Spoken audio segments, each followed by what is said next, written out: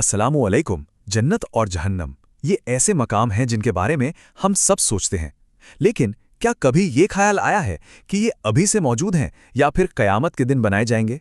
ज़्यादातर हम यही सुनते आए हैं कि वो मौजूद हैं, लेकिन हमारे स्रोत में एक बहुत ही अलग और कह सकते हैं एक दिलचस्प नज़रिया मिलता है।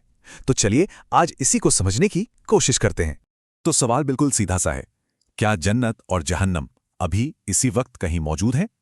देखिए, आमतौर पर तो यही माना जाता है ना, कि वो किसी अनदेखी जगह पर पहले से ही बने हुए हैं। लेकिन क्या यही इकलौता नजरिया है?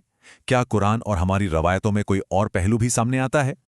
अच्छा, तो अब इस पर ज़रा गहराई से बात करते हैं। देखिए, हमारे सामने दो बिल्कुल अलग-अलग ख्याल हैं। एक तरफ तो वो आम नज़रिया है कि हाँ, ये दोनों मकाम अभी मौजूद हैं, और दूसरी तरफ है स्रोत का ये कहना कि नहीं, इन्हें तो क़यामत के दिन बनाया जाएगा। तो सवाल ये उठता है कि ये जो दूसरा नज़रिया है, इसकी बुनियाद क्या है? आखिर ये बात आई कहाँ से? तो यहाँ से बात बहुत ही दिलचस्प हो जाती है। इस नज़रिए की सबसे पहली और सबसे मजबूत दलील ये है कि जिस जन्नत का हमसे वादा किया गया है, उसको बनाने के लिए जो खाम माल यानी जो रॉ मटेरियल लगेगा, वो हमारी अपनी ये मौजूदा कायनात ही है। और इस सोच की बुनियाद है कुरान की ये आयत। इसमें ज़रा गौर कीजिए। जिस दिन ज़मीन दूसरी ज़मीन से बदल दी जाएगी और आसमान भी, यहाँ ये नहीं कहा जा रहा कि सब कुछ खत्म हो जाएगा, तबाह हो जाएगा, नहीं, लफ्ज़ है बदल दिया जाएगा। और ये कोई छोटा मोटा बदलाव नहीं है, ये एक मुकम्मल ट्रांसफॉर्मेशन की बात हो रही है। तो ये पूरी प्रक्रिया है क्या? देखिए, पहला कदम तो ये दुनिया है जिसमें हम आज हैं, अपनी सारी खूबियों और खामियों के साथ। फिर क़यामत के दिन खुदा इस पूरी कायनात को बदलना शुरू करेगा। और तीसरा कदम, एक बिल्कुल नई, एक कामिल, परफेक्ट कायनात वजूद में आएगी, और वही जन्नत की बुनियाद बनेगी। मतलब ये हुआ कि कुछ भी ख़त्म करके नया नहीं बनाना है, बल्कि इसी दुनिया को एक बेहतर रूप देना है। हाँ, ये सवाल तो बिल्कुल दिमाग में आता है ना, कि अगर ये कायनात ही खाम माल है, जिसमें इतनी कमियां हैं, इतनी खामियां हैं, तो इससे कोई कामिल यानी परफेक्ट चीज़ कैसे बन सकती है? मतलब अगर कच्चा माल ही ठीक नहीं, तो उससे बनने वाली चीज़ शानदार कैसे होगी? और इसका जवाब बहुत खूबसूरत और सीधा है। ज़रा सोचिए, बनाने वाला तो वही है ना, वही खुदा जो हमें हमारे जिस्मों को दोबारा बनाएगा। एक ऐसा जिस्म जिसमें न कोई बीमारी होगी, न बुढ़ापा, न मौत। तो क्या वो इस कायनात को दोबारा नहीं बना सकता? बिल्कुल बना सकता है। वो इसकी तमाम खामियों को दूर करके इसे भी कामिल बना देगा। ठीक है, अब एक और बड़े सवाल की तरफ चलते हैं। ये एक ऐसा एतराज़ है जो अक्सर कुरान की ज़बान को लेकर उठाया जाता है। सवाल ये है कि कुरान में कई जगहों पर जन्नत का जिक्र ऐसे किया गया है जैसे वो पहले से ही मौजूद है, यानी उसके लिए माजी या पास्ट टेंस का इस्तेमाल हुआ है।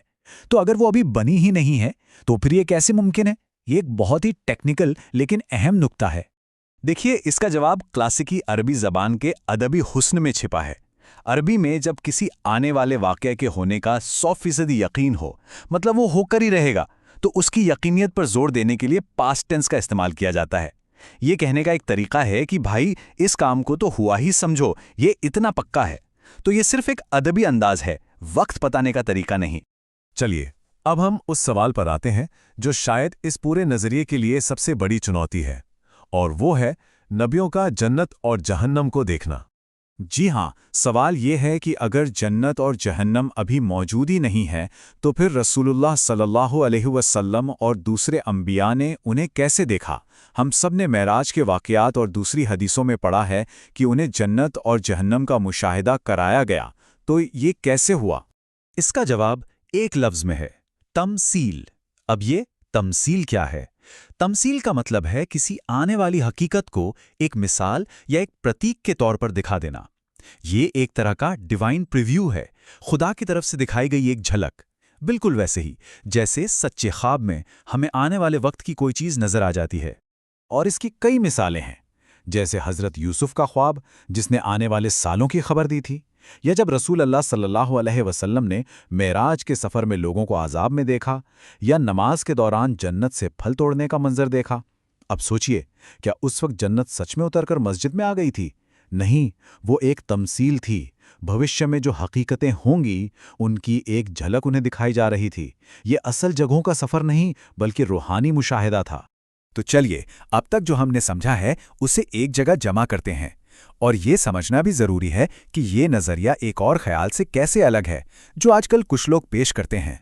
देखिए, एक नज़रिया ये भी है कि जन्नत और जहन्नम कोई असल फिजिकल जगह नहीं है, बल्कि ये सिर्फ रूहानी कैफियत या स्पिरिचुअल स्टेट्स हैं। लेकिन जिस नज़रिए पर हम आज बात कर रहे हैं, वो कहता है, नहीं, जन्नत और जहन्नम बिल्कुल असली, जिस्मानी जगह होंगी, जहां हमें जिस्मानी वजूद दिए जाएंगे। ये कोई ख्याली बात नहीं है। तो सबसे अहम और निचोड़ की बात यह है कि आखिरत एक जिस्मानी हकीकत है, एक फिजिकल रियलिटी। और इससे बनाया कैसे जाएगा? हमारी इसी मौजूदा दुनिया को, इसी कायनात को जिस्मानी तौर पर बदलकर, ट्रांसफॉर्म करके। और आखिर में एक सवाल जो हम सबको अपने आप से पूछना चाहिए। अगर जन्नत इसी कायनात का एक कामिल, एक परफेक्टेड रूप है, तो क्या इससे आज इस दुनिया के साथ हमारा रिश्ता नहीं बदलना चाहिए? जिस दुनिया में हम जी रहे हैं, इसका माहौल, इसकी मखलूक, इन सब के साथ हमारे बर्ताव पर इसका क्या असर पड़ना चाहिए? ये सोच हमें इस दुनिया की कदर करना सिखाती है, क्योंकि यही तो आने वाली जन्नत का खाम माल है।